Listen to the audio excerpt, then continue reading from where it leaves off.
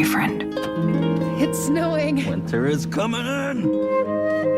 We have a real connection, a rare and intense attachment. I've never experienced anything like it. I'm thinking of ending things. Huh? What? Did you say something? I don't think so. Weird. Welcome to the latest episode of the podcast that wouldn't die. I'm your host, Kevin. With me, as always, is Aaron. Hello there. This week, we're discussing, I don't know what genre this movie is. It claimed to be horror. The book said it was horror. I did a Google search and it said it was horror. I don't know. A lot of Aaron's choices lately have been tangentially horror adjacent, I guess. Horror adjacent, or, yeah. Theoretically. If it was The Notebook, but they were vampires. Exactly. That's 100% what it is. The movie is I'm Thinking of Ending Things.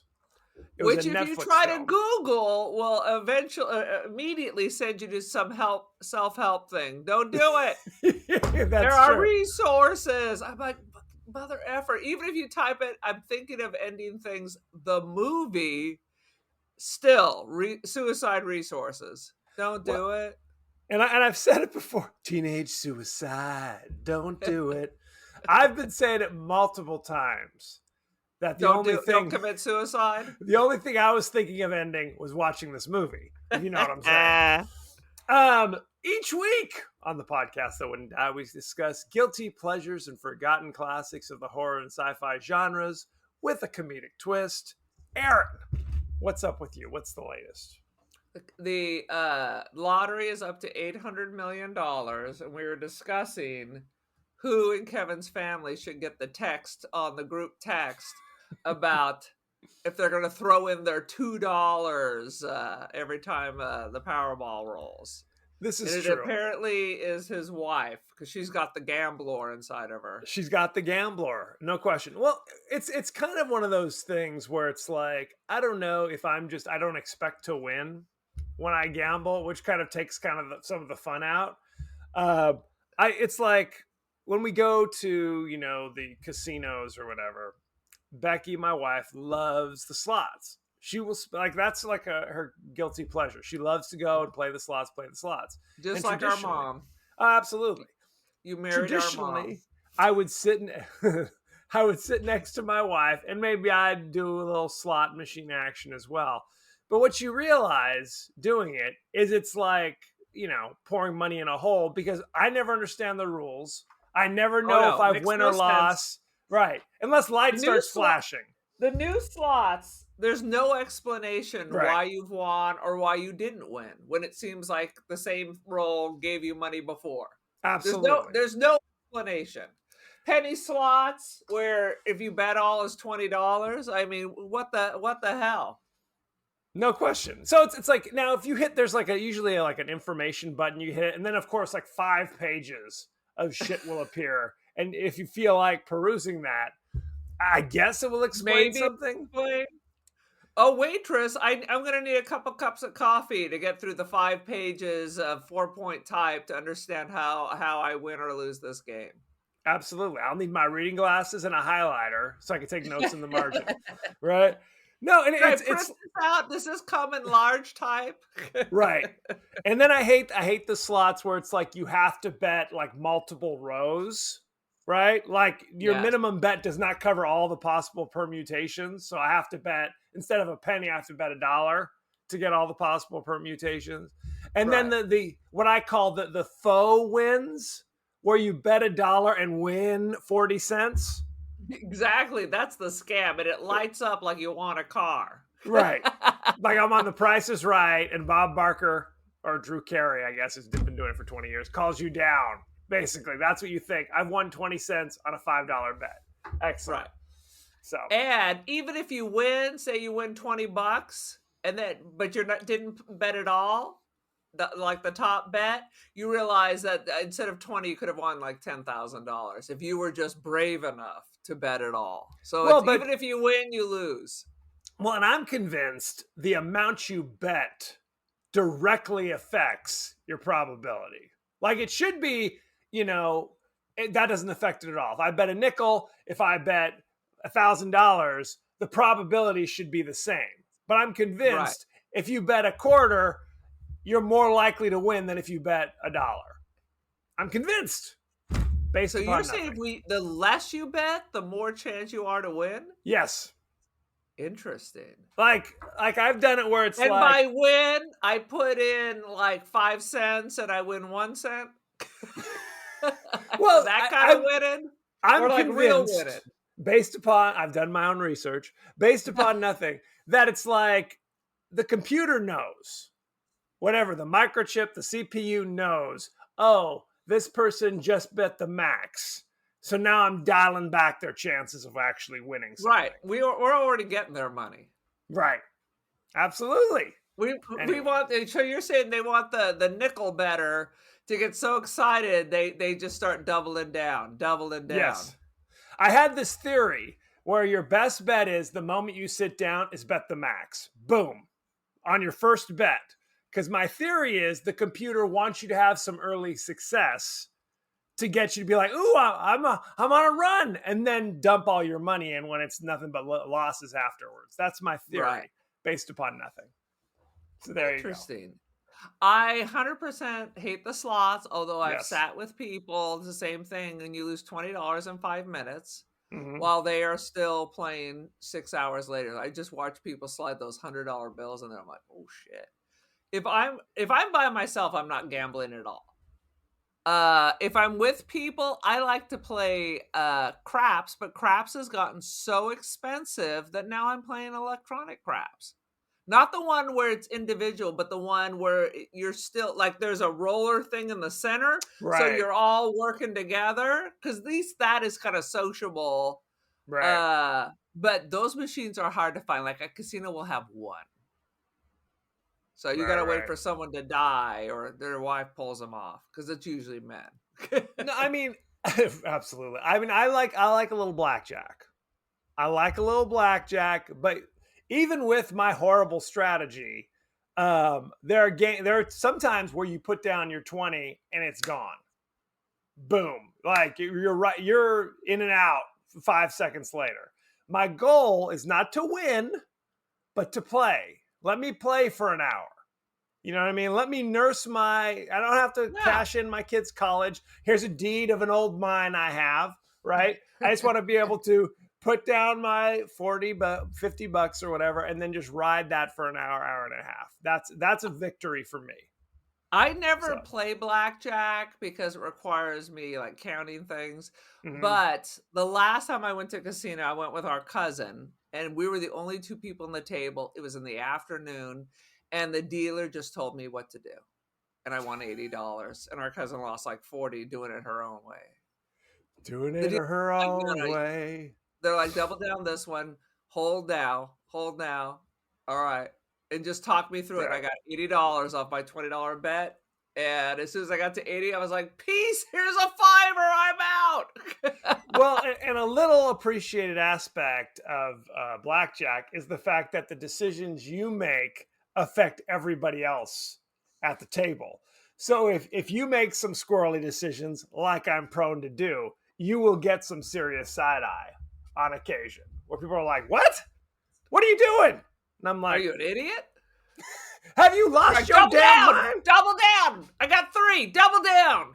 Get the pit boss over here. Drag this imbecile out of here. I've had that a few times. Anyway, let's get this train back on the tracks. Aaron, good luck. Give us your 30-second synopsis of I'm thinking of ending things. The movie, I'll try to keep it to the movie because we read the book in book We read club. the book, which is different.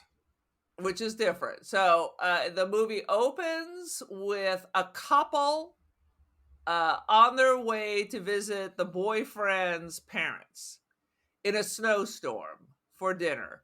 And she keeps saying things like, I'm thinking of ending things. And it's like she thinks she's saying it inside, but she's saying it outside because the boyfriend is like, what? Huh? And they have the most horrific road trip conversations where it's either so boring or they're clearly disagreeing about everything. It's all like arguments about poetry and things like that, because she's either a waitress, a poet, a scientist. It keeps changing. It is just surreal. It's almost like, it's like one of those dreams you have where you are in it, then you wake up and then you slide back in, but it's always slightly different. It is. It's like, but it's like a bad dream. You're not getting restful sleep with this, and you just can't figure out why they're together. She's cold as ice, and she keeps talking about how she doesn't want to be with him. So they show up at the parents' house, and then immediately he like doesn't want to go inside, even though his mother is staring at the window. He takes her to some spot and shows where like a pig died. And then they go back inside and no one comes down. It's just like the surreal nightmare. And then it's time to go home, but he wants to stop at the school to throw away some ice cream they bought in the middle of a snowstorm with freaks at the Dairy Queen. And then he thinks someone's watching him because they all of a sudden they decide to get busy in a snowstorm, even though she's saying every 5 minutes, I got to get back home. I got to get back home. On top of all of this, the theme is the musical Oklahoma. I don't know what's happening with films today, because Pearl was the Wizard of Oz. Yep. This film is the musical Oklahoma, with references over and over different aspects of the movie, which, by the way, was not in the effing book. And like, not in a good way. So anyway, she can't find him. He goes inside the school. He disappears. And then she hugs a janitor. And then we realize, like in that horrible movie about the people in the hotel, this is all inside the brain of a crazy person who's losing his mind and wants to kill himself. He's thinking of ending things. Now, here's the thing that's interesting. So we're in a book club together, as we talked about before. And this was my choice. This was your book choice. Now, correct me if I'm wrong. You chose the book because you heard that there was the Netflix movie, correct? No. Oh, really? So you knew about the book prior? I didn't. I just did a Google search because I figured everybody's read Stephen King. So I was looking for something horror that we had. It was like Halloween time when you it was Halloween. My book choice was Halloween time. In our book club, instead of voting, each person gets a pick.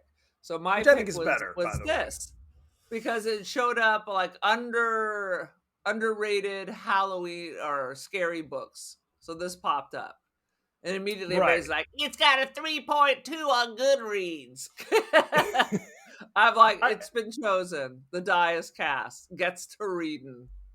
Well, because I've done that before. I have heard of a movie or a miniseries or whatever on HBO or on Netflix or whatever, and I'm like, oh, that's kind of interesting. And then I find out later it was based upon the book, so then I want to read the book. And some of the movies some of the books I've suggested in our book club have been movies or TV shows that I've seen that I wanted to read the book. So Lovecraft Country, that was a good book. Lovecraft Country, for example.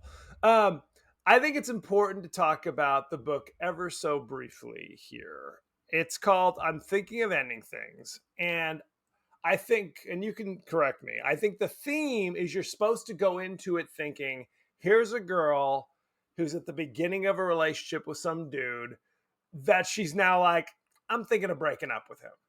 Right. But later in the book, it's explicitly revealed that it takes place the whole story takes place in the mind of kind of a crazy janitor who's thinking of committing suicide. That's what he means. I'm thinking of anything. So it is clearly kind of this kind of a bait and switch. Right. And we read the book a while ago, so it seemed like the book made it seem, at least initially, like things are a little weird Like is her boyfriend a killer? I kept waiting for the scary part. I thought maybe because 1 minute he's very passive, then he starts acting strange, and then when he gets to his parents' house, he's very aggressive. Right. So but you feel like it takes place in the real world, at least initially. Initially, it takes place in the real world. We're following this girl who's gone away for the weekend or whatever with her boyfriend to meet her boyfriend's parents, essentially. And then as the movie progresses, she's kind of discovering things. Whoa, what's going on? And then later, it definitely becomes more surreal and strange.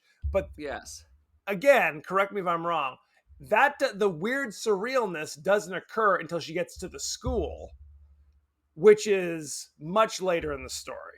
Like that's when in the book, you really believe that she's a real person, that there's something wrong with the boyfriend, because they go to the Dairy Queen and people, it appears to be warning her about him. And there's other weird characters. The parents are weird. The people in the Dairy Queen Everyone is weird. Everybody's weird. It's so kind of like a Twin Peaksy kind of thing where every character she meets is kind of strange, but she seems kind of normal and it seems to exist in the world. This movie, however, from pretty much Jump Street,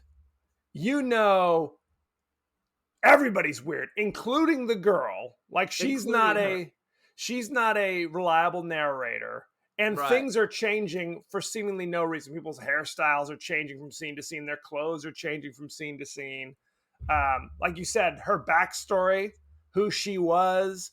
Is she a poet? Is she a gerontologist? Is she a physicist? Like so the whole time it's weird, right? So it's definitely different. I appreciated the car ride. Because that kind of made the story, it gave more sense to the book. I could really see the weirdness as opposed to reading it, but then that's where it dropped off. But I would be like, I'd be running out of the snowstorm. This is the worst road trip I've ever had. Right. And why would you go to meet someone's parents that you've only been dating a couple of weeks and you don't really even like him? Right. Now, they did seem, in the movie, even though she's like, I'm thinking of ending things, she definitely seemed to have kind of moments where you could see, there's a little bit of a spark of something there. Right. Like he would say something or she would say, they would laugh and, okay, yeah, I can see where. Then it would get awkward Then it would get awkward. Right. It would get awkward again. I took absolutely zero notes because to me, the entire movie was so bizarre that it's hard to pick out, here's a weird moment that we should mention. Because it's all weird. It's all weird. So I'm going to throw it to you. Let's just jump right into the quote-unquote highlights. Aaron, what do you got? I did appreciate that someone was watching Sherman and Peabody from the old Bullwinkle show on the TV. So when is this supposed to take place that we're watching Rocky and Bullwinkle? Right.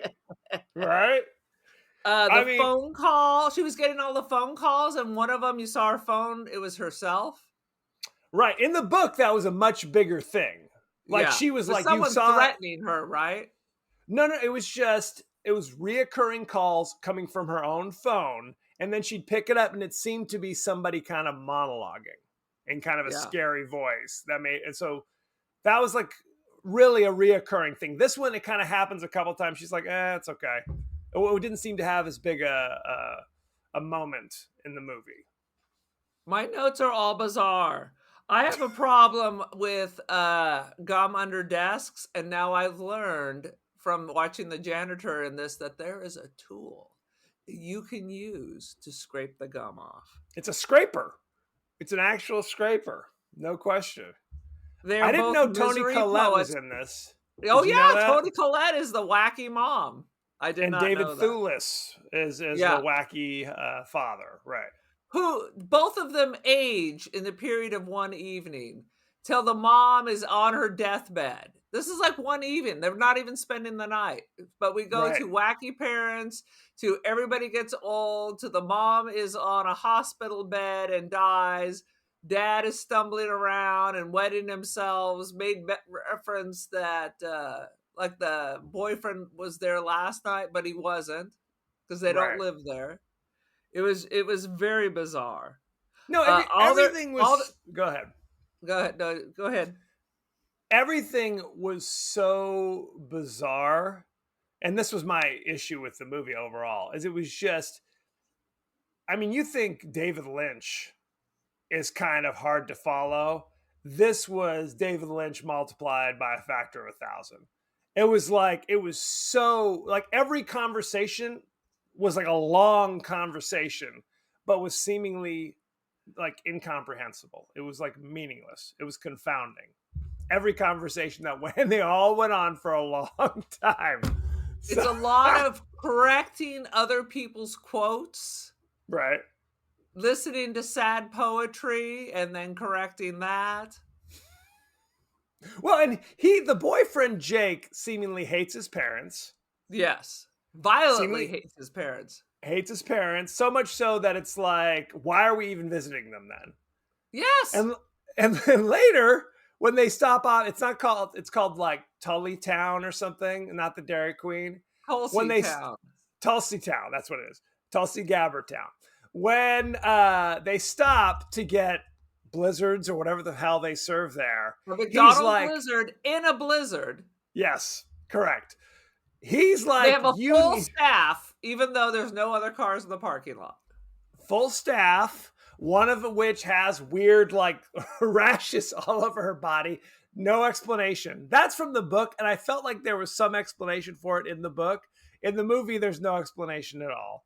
And he says something like, you need to knock on the window and place the order because they may not want to serve me or something. Right. Some kind of cryptic. It was. So he what are you talking back. About? Yeah, yes. 2 girls show up and they're acting psycho and weird and making sexualized comments and everything. And then the girl with the sores shows up and serves him. And then I can't remember if this is the book or the movie, warns her about him. It happens in both. Okay. Happens in both. Right. She said, she's like, I'm worried. And the girl is like, oh, what kind do you need help? Blah, blah, blah. And she's like, no, I'm worried about you. Yeah. You're the one who needs to be careful kind of thing. And then there's that thing where she's like, what? Sorry about the smell. Sorry about this. We're varnishing. Varnishing? Yeah, the shelves. What, in the storeroom? We're varnishing? In the blizzard. No. Right. Yeah, they get back to he's like, it didn't smell like varnish. Right. It's supposed to be some kind of cryptic and scary, which has no meaning and there's no callback to the weird smell at the Dairy Queen. Right. It's there's so much just weirdness. Now, in the book, and I'm sorry we keep going back to the book, people, non-book readers, is one of the things that I thought was interesting about the book is that in the end, it's revealed that the old janitor was in fact Jake, the boyfriend. Like, basically, so that was his life, that was his family, that was his childhood, blah, blah, blah. And the girl who's been the protagonist of the whole story was a girl, because they keep talking about their meet cute, how they arrived. It was trivia night at the bar, and they said some shit to each other, and they started dating. The reveal at the end of the story is this happened where he was at trivia night, however many years ago, 50 years ago. And there was a cute girl there. And he wanted to talk to her, but he never did. Never did. And like he was a university student and was like going to be a scientist and obviously had some kind of a mental breakdown. Right. Beautiful mind. It was a beautiful mind, and he ended up, sweeping up at the high school.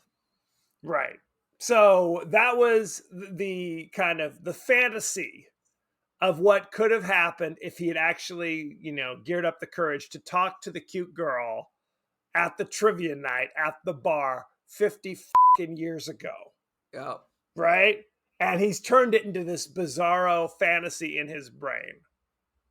And that was like the most heartbreaking moment. Like, as crazy as the book was, in the end, you kind of got the sense of where it all was going by the end. There was a lot of weird shit in there. But in the end, you kind of got the sense, here's the narrative, right? They were throwing us off. It's like, we always talk about this, the final episode of St. Elsewhere, where they reveal that the entire 8 years of the series from the 80s was in the mind of an autistic child with a snow globe. Which is insane. Goes down in the history of worse endings. Fully insane. Fully. If you don't know what the hell we're talking about, Google it. St. Elsewhere was a super popular hospital drama. One of the first big hospital dramas. Absolutely. All through the 80s. Denzel Washington was a cast member. Anthony Edwards. Howie Mandel. It was like super popular, right? Yes. On for years and years and years. And that's the final episode reveal. Who were they all on ayahuasca? What were they thinking when they sat down and said, here's how we're gonna end it? Like, there's no reason. I can't even. You end it by it just ends. Like their imaginary life goes on, not that nothing ever existed. Oh my God. Correct. Anyway, so and that's the thing. Not to jump ahead, but it almost seems like they had the book and the director, writer, Charlie Kaufman. Jesus Christ. And then you're going to ask me to watch Adaptation again, and I'm going to say no again. Because I gave it an extra spin after you were so strong and it's that he's amazing. And I watched it again, and I still held the opinion bullshit. Okay, let me just say this briefly. Charlie Kaufman, he had been around doing shit. I didn't know who he was and he wrote the screenplays for Being John Malkovich, Adaptation. Another one he did was I love Malkovich. Dangerous Mind. That's his apex. But they're all crazy. They're all fully bizarre. However, they all have kind of a linear story that you may say, this shit is strange. But at least I know where point A is and I know where point B is, and it's not impossible to follow. This movie, seemingly, they took the basic premise of, I'm thinking of ending things, a girl's going out with her boyfriend to meet the parents. And then they just said, you know what? We're just going to ratchet up the crazy. We're going to make it so bizarre that every conversation is just kind of, Liberathine madness, where it's like, who knows what it means? Liberathine? What does that mean? Yes, like a labyrinth. Like a labyrinth. Okay, like it's impossible to figure out what conversations don't mean anything. They're not a clue to something coming later, right? It's just kind of, they exist solely to have you say, like, this shit is crazy, right? That's the only reason anyone says anything. That's the only reason anyone does anything in this, right? Now, the basic plot follows. It is crazy. They do stop at the Dairy Queen, just like the book. They do wind up going to the school, just like the book. Now, where the book wraps things up and it's like a grand reveal, oh shit, is that what this book's about? The movie goes, shit. The movie just says, we need more weirdness here. We're not answering any questions. We're not solving any riddles. We're just going to have a moment where Jake is suddenly accepting, the Nobel Prize or something in front of an auditorium filled with young actors who are wearing like high school age makeup. And then he does a rendition of a crazy song. Right. If he hadn't gone insane, this life would have been his, because he was going to be a scientist, because he was a genius. So that's how you interpret this. That's how I interpret that. And what about the moment where the crazy old janitor is walking down the hall with an animated, maggot-written pig talking to him? What do you think that means? First of all, the whole thing with the dead pig with the maggots was disgusting. And the fact that we had to reference it back, no thanks. Right. I'm laughing. I'm laughing as I'm talking about this. At the time of watching it, I was not laughing. Let's just say that. I was not laughing. And I've said this before. I will sit down, the family, we've done having dinner, we're all kind of retiring for the evening. And those are the times I will sit down to try to watch some of these movies for the podcast. And I sat down and I fell asleep no less than 5 times. And I would wake up and they'd be in a different scene. And I literally kind of bargained with myself. Do I need to rewind this? Is there some crucial plot point, some crucial dialogue that I'm missing? Or do I just let this ride? Because this is almost a 2.5 hour movie we're talking about. Anywho, go ahead, Aaron. I yield the floor. What you got? It's time to discuss Oklahoma. Because Please. How many times? And you got to help me because I picked up many ones. There is a reference in the car scene about his favorite musical is Oklahoma, where he sings a little something. Then we flash to some high school musical version of Oklahoma with songs. Then all of a sudden we skip to a ballet that was taken right out of Oklahoma. In Oklahoma, the movie, all of a sudden you have people dance. Because obviously Shirley Jones and who played Curly? Anyway, their characters must not be dancers because now you have people dressed like them doing this whole ballet. So out of nowhere, there's a whole ballet going on from Oklahoma in the hallways of the school. In the hallway of the school, right? Fantastic. Yep. You keep getting throwbacks to the Oklahoma high school kids. Then at the very end, when he accepts the award, he's in a shed. That is clearly Poor Judd Is Dead. That song. It's Rod Steiger. Living in the smokehouse, and Curly goes down there to try to convince him to kill himself because people will come and mourn him, and that you know it's a brave thing to do. Poor Judd is dead. A candle lights his head. I've never seen Oklahoma. What the? Oklahoma I've never seen a performance. I've never seen the movie. I've never seen the play. I only know Surrey with the Fringe on Top, and that's only because of When Harry Met Sally, because he sings it in the sharper image. I'm just a girl who can't say no. I know. I'm just a girl who can't say no, and the only reason I know that is from an episode of Fawlty Towers, where I love Fawlty Towers. Singing the I'm the just song. A girl who can't say no. Right.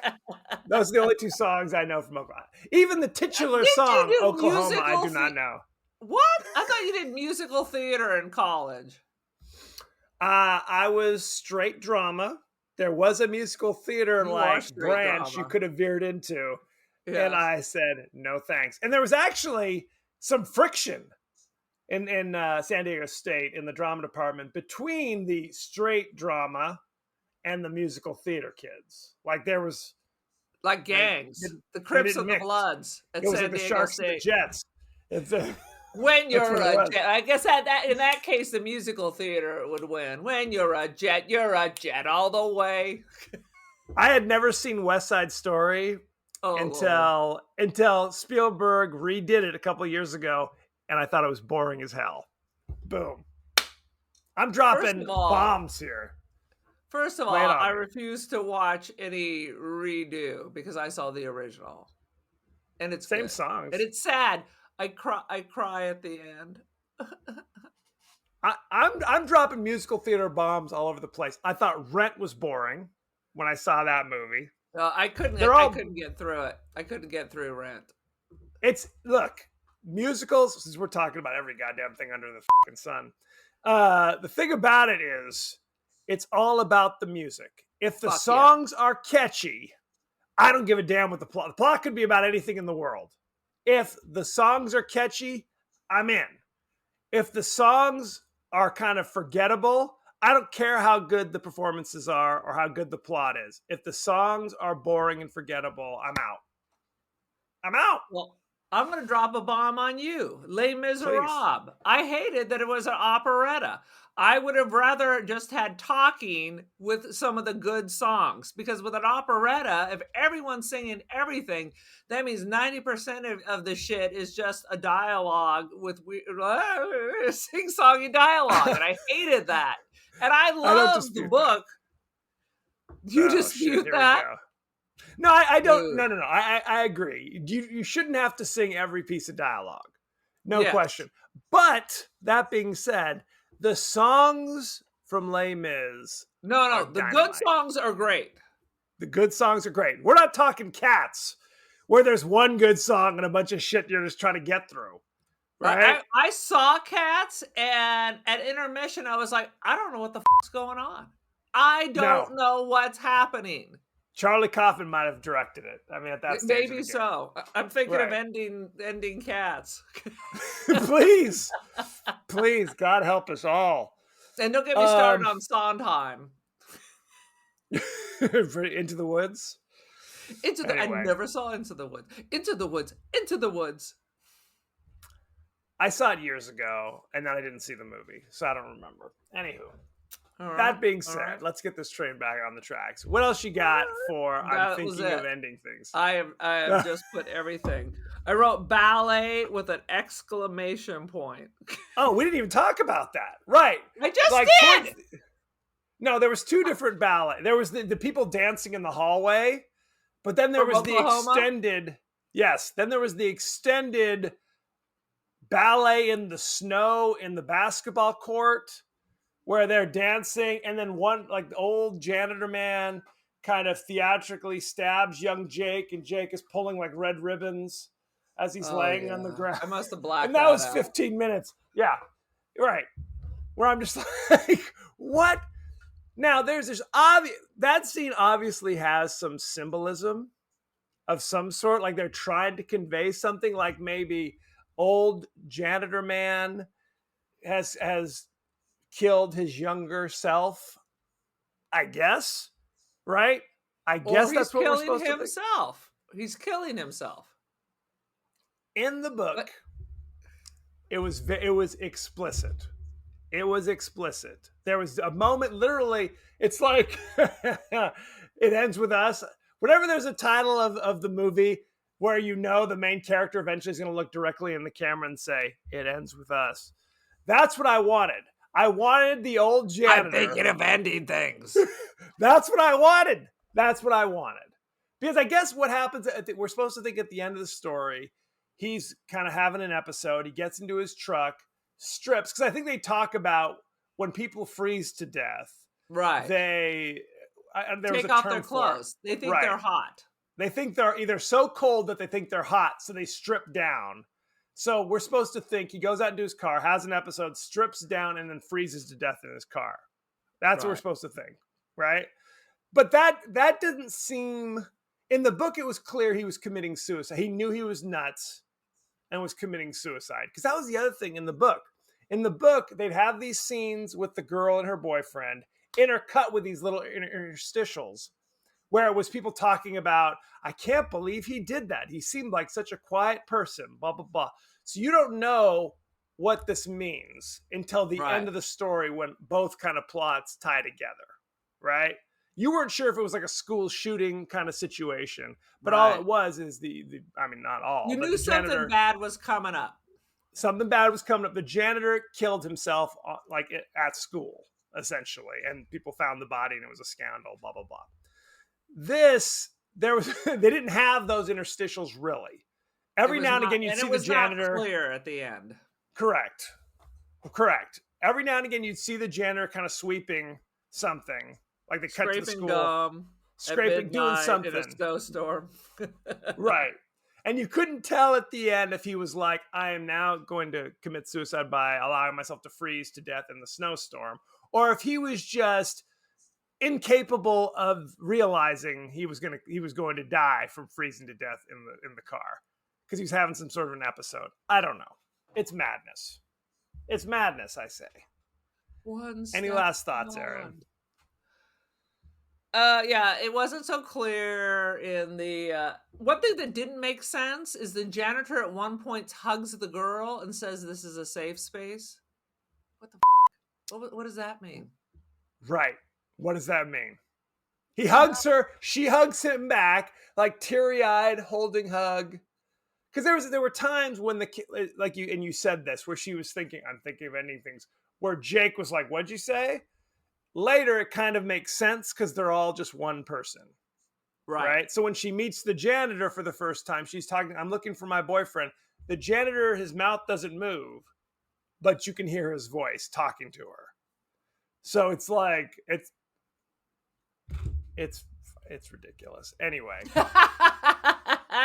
shall we go behind the scenes?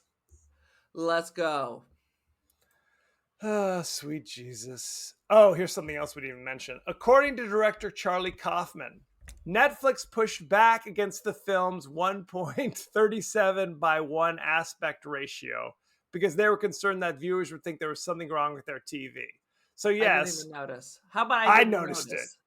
They messed with the aspect ratio so you had black bars on either side of your screen for absolutely no reason. I guess it was supposed to be a callback to simpler days when that was the ratio of your television.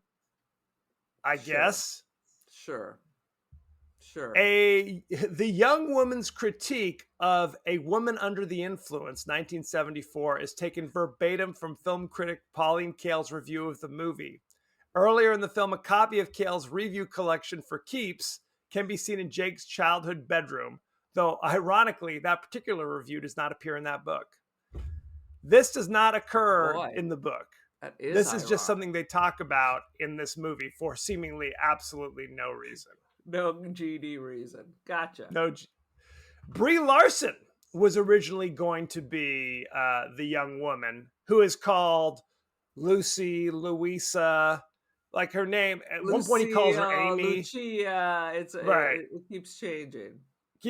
She was cast, but she had to be replaced because she was still doing Captain Marvel and Avengers stuff.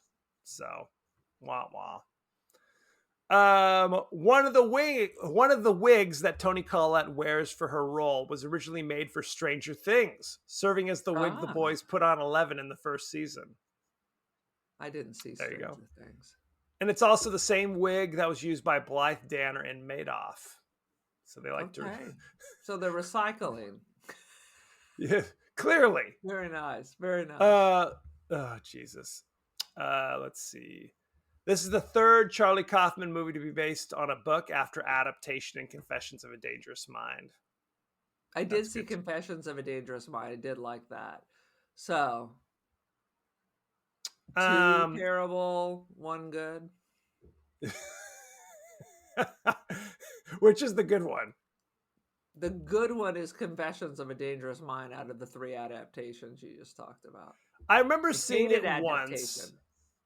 It's okay. I have to stand on adaptation just for a second. Bear with me. Adaptation is a frickin' delight until the point where it becomes a thriller at the end of the movie. The end of the movie where it's like kind of a thriller and Meryl Streep is selling drugs in the swamp, then it's unwatchable. It's like if they could just end it where it's just Nicolas Cage playing 2 crazy roles. Is it because Nicolas Cage is in it? Is that why that we like it? And by we, I mean you. I was just going to say that.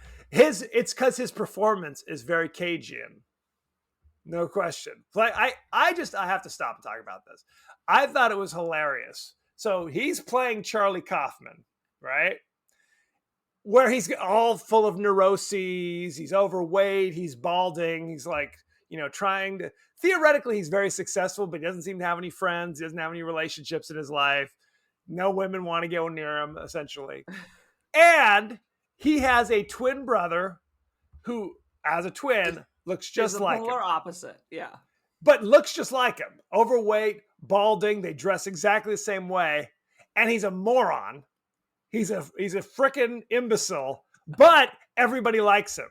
He's charming. Wherever he goes, like the ladies are drawn to him. They're like, hey, how you doing? People want to hang out with him, right? And Charlie Kaufman is a successful screenwriter, right? And in spite of that, he's all full of neuroses. His twin brother, Donald, who doesn't really exist in real life, he'd made it up just for this plot, for the story, is like, well, I'll write a screenplay too. And his screenplay is horrible. It is ridiculous. It is stupid, but everybody loves it. People are like fighting over, we got to make this movie. We got to greenlight this thing, which makes Charlie's neuroses even worse. Which is really, it's a commentary on what's going on with Hollywood. Correct. Like the shittier it is, the more people want to produce it. They don't want movies where you have to think and things. We want some trash. If you thought Being John Malkovich was funny. Those moments. Being John Malkovich is one of the greatest films of all time. I agree. I think it's that same kind of sensibility with the Nicolas Cage's parts for the first 45 minutes or so of this movie. That the brothers' interaction are what I love about adaptation. But when it turns the corner at the end, then it kind of sucks. I think at the end, the stupid brother took over and wrote that part. That's exactly what happened. That's what's funny is the plot of the movie basically matches the plot of the horrible, because that's when Charlie's like, I don't know how to write this screenplay. What am I doing? And his brother says, you know what you should have? You should end it with like a murder mystery and a chase and a fight with the bad. So now suddenly, and then there's drugs, right? It was suddenly all of the things that Donald was suggested that seemed freaking ridiculous and stupid. That's what happens at the end of the movie. Boom. So, see, it's deeper than you think. Yeah. Anyway, so I've watched it twice. It was enough. That's fair. 4 of the film's actors have each appeared in a different season of the TV series Fargo. And I've never seen the series. I always mean to watch it because I love the movie. It is dark. It is really dark. Like it has kind of like it is very much like they're emulating that kind of Coen brothers. Now they don't have any involvement, but it's emulating that kind of where it's kind of a dark comedy. Like every season's kind of a dark crime comedy, but when it's dark, it's really dark. I watched, and it's kind of like that thing where it's like I'll watch the season. I'm like, well, I kind of like this, but it's a little too dark, so I take a break and then I come back to it. I watched 2.5 seasons. Third season, it was too much, and I'm like, okay, I'm good. So that's my opinion. Darker than Hannibal series? Ain't nothing darker than that. But you know what? I really liked Hannibal. I stopped watching it when I knew it was canceled. That last season when he goes to Europe, the moment they announced it was canceled, it was suddenly like my interest in watching it. Oh yeah, well they were in Florence. I love that. But Gillian Anderson was fucking amazing too. Mads Mikkelsen. But that's dark. I was like, this was on regular TV. This looks like some HBO shit. Now I hear they may get the next one because the next one is Silence of the Lambs. Oh really? Yeah, they're talking. That's why they stopped, because they didn't have the rights. Right, they couldn't get the rights. Let's see. Director Charlie Kaufman wanted a real pig for the scene with the naked janitor. Yes, you read that correctly. Yes. He learned that pigs can't walk on wet floors or turn their heads. So that's why they used an animated pig. Did they want it to do a jig too? They did. Pigs can't walk on wet floors. Okay. This is important. The romantic comedy Jake watches didn't have a director mentioned in the script, and it was the assistant editor who suggested Robert Zemeckis. Kaufman then called Zemeckis and asked for his permission to include his name, which was granted. So there you go. Let's see. That's about it. After sitting in the freezing truck for a while, the janitor strips naked. Paradoxical undressing is a symptom of severe hypothermia brought on by disorientation and a physiologically induced misperception that the body is overheating. That's what we talked about. It's real. Yeah. It's a problem. It's a cinch. Let's talk about the cast and crew, shall we? We talked about this. Director, writer, Charlie Kaufman. You know him from I'm Thinking of Ending Things, Synecdoche, New York, Anomalisa, Eternal Sunshine of the Spotless Mind. Oh my God, that is the greatest breakup film in the whole world.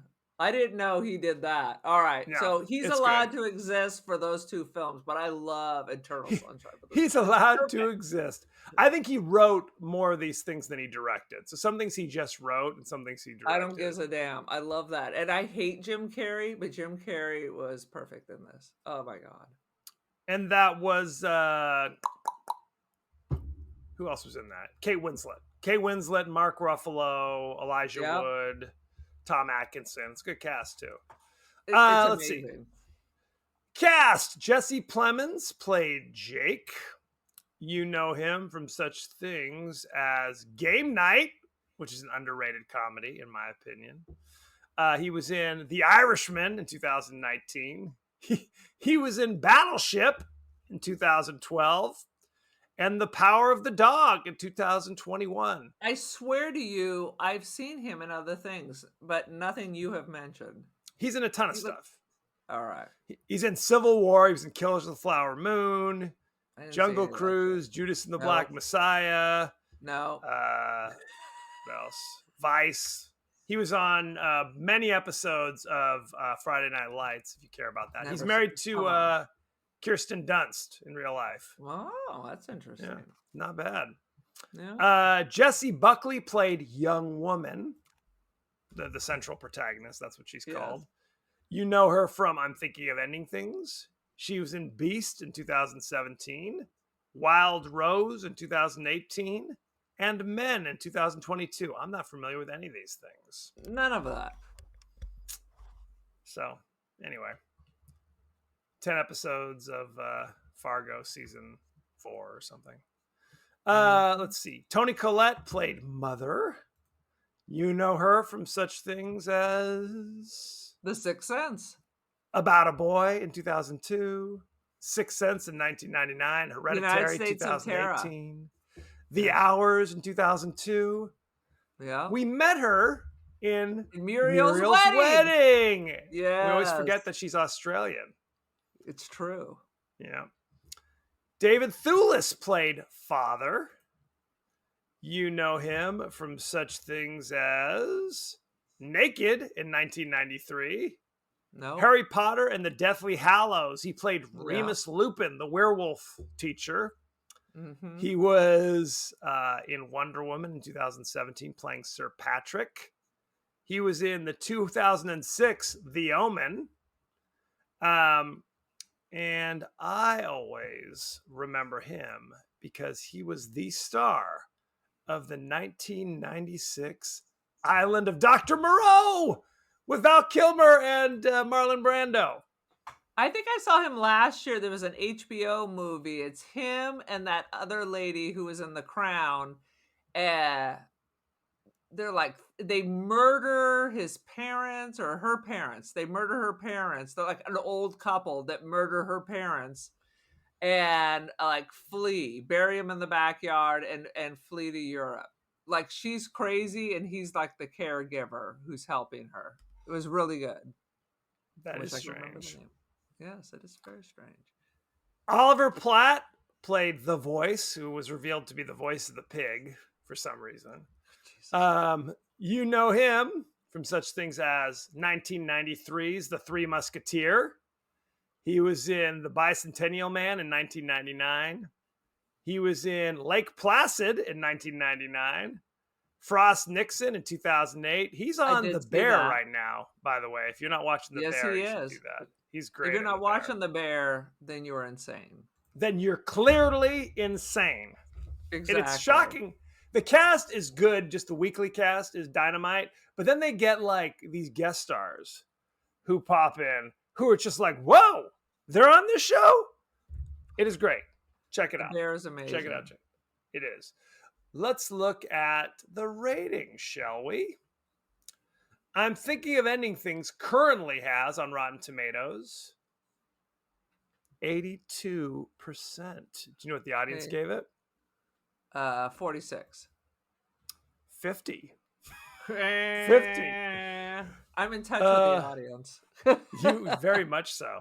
Let's take a look at the top critics. We've got Peter Travers of ABC News says, one thing is for sure about Charlie Kaufman's mesmerizing Mindbender, that only seems to be a simple tale about a guy driving his girl home to meet the parents. You won't be able to stop talking about it. Boom, is that true? Yes, you will. No, maybe. That's not true. Maybe one day. Who's to say? Anybody else that I want to read about? Hard to say. There's a lot. Richard Roper of the Chicago Sun-Times says, Charlie Kaufman gives a novel his usual peculiar spin in one of the year's most creative films. This is all bullshit. They're just kissing Charlie Kaufman's ass. None of these people give real reviews.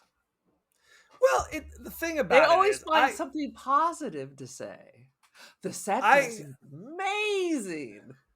I fully accept that my movie tastes tend to be on the lower brow, aesthetic. I fully accept that. But there are times where it just seems like it's artistic nonsense. You know what I mean? I'm not saying it's not poor. It's well made. The performances are good. Blah blah blah. But it's nonsense. It means nothing. It doesn't say anything. At least not to me.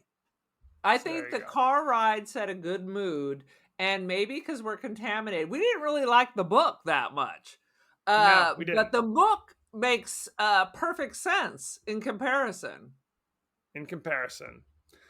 Owen Gleiberman from Variety says, it's not just a quirky, morose downer of a movie. Let me see if I can say this. It's didactically morose. Okay. So that was a negative review. So there you go. Is that? I don't know what that means, but it can't be good. Doesn't sound positive. Doesn't sound like a positive review to me. Aaron, what is your rating of I'm Thinking of Ending Things? My caveat is, if you like this, you should probably read the book. The only part I liked was I thought they really set the mood with the car ride. That was like very perfect compared to in the book. It really solidified that.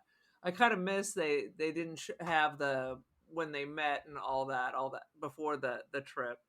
But really, I thought it was nonsensical. Which maybe is what it's supposed to be, but I did not enjoy it. So I'm going to give it like a 2 kicks in the knee to Charlie Kaufman. You created 2 of my most favorite movies. Do better. It's not something I was dying to watch. This was an Aaron choice. So I fully admit that could have tinted my view going into this. I'm going to give it 1.5 out of 5.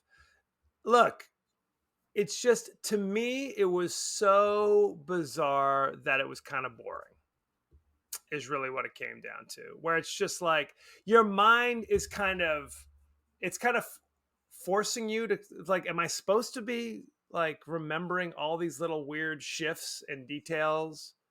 Is that gonna mean something later in that? Because it's just kind of a tidal wave of kind of weirdness that initially I'm trying to decipher, and then eventually I'm just like, F it. I had my notebook open and I was ready to take notes, and then I just put it down. I'm like, I'm just gonna sit here, passing in and out of consciousness. So not for me. Let's just say that. And the consciousness really doesn't indicate a movie is good or bad, as you often just fall asleep even in the middle of the most exciting movie ever. So clearly, it's an issue. It's an issue. We call it narcolepsy, I think. We do. It's embarrassing. Any last thoughts of I'm Thinking of Ending Things? My last thoughts were when I watched this a week ago. Fair. So, thank you very much. Go to our page across the interwebs. We're still on X. Sweet still Jesus. On X. Well, and that's the thing. I've joined other social media, Blue Sky, Threads. And what you discover is that a lot of people joined them, posted once, and then haven't posted since. Like, they got no kind of reaction from Blue Sky or Threads. They're just like, I guess I'm going back to X. Because even though it's entirely populated by bizarre trolls and Nazis, at least there's a sign of life, right? At least I post something and occasionally somebody will say something or respond to it.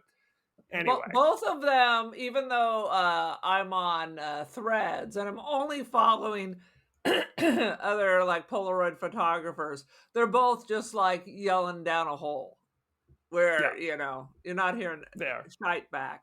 And even though I blocked Elon Musk, he's still nonstop in my feed. So that's bullshit. There's nowhere to run.